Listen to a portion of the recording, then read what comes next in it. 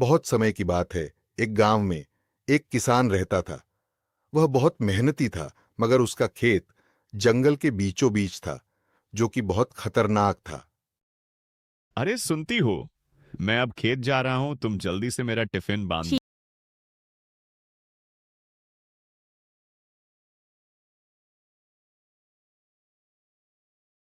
ठीक है, यह लो आपका टिफिन। और आप जंगल में देखकर कम कीजिएगा, वहां पर बहुत से जानवरों का खतरा है।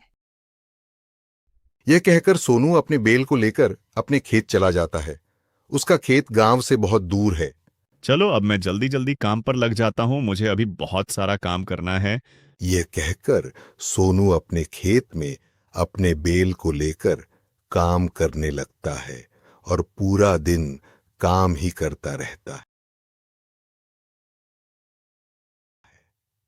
शाम को वह अपने घर के लिए रवाना हो जाता है।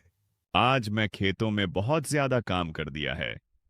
इसके बाद अब बहुत दिनों तक काम करने की जरूरत नहीं है। ये कहकर सोनू की पत्नी उसे खाना देती है और दोनों सो जाते हैं कुछ दिनों के बाद। चलो अब मैं अपने खेत जा रहा हूँ। अरे सोनू भाई, मैं अभी अभी तुम्हारे खेत की तरफ से आ रहा हूँ और मैं आते हुए तुम्हारे खेत के आसपास ही एक जंगली शेर को देखा है। तुम अकेले अपने खेत में न जाओ तो अच्छा रहेगा। ये सुनकर सोनू घबरा जाता है और वापस अपने घर चला जाता है।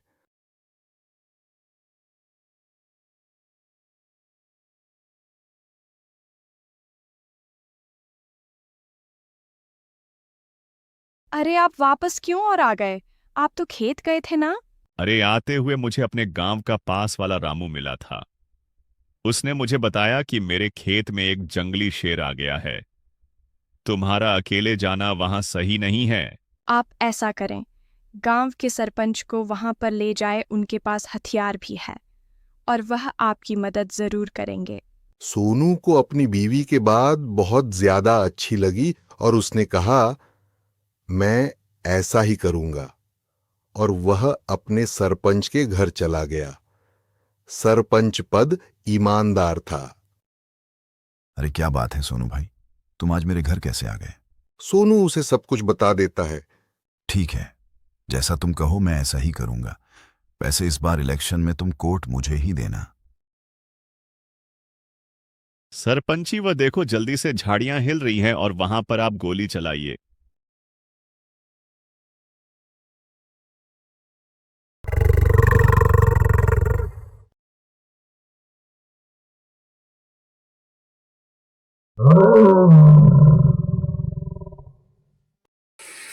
के बाद सोनू अपने खेत में मेहनत शुरू कर देता है और बहुत ज्यादा अमीर हो जाता है। ऐसी ही और कहानी देखने के लिए हमारे चैनल को सब्सक्राइब करें।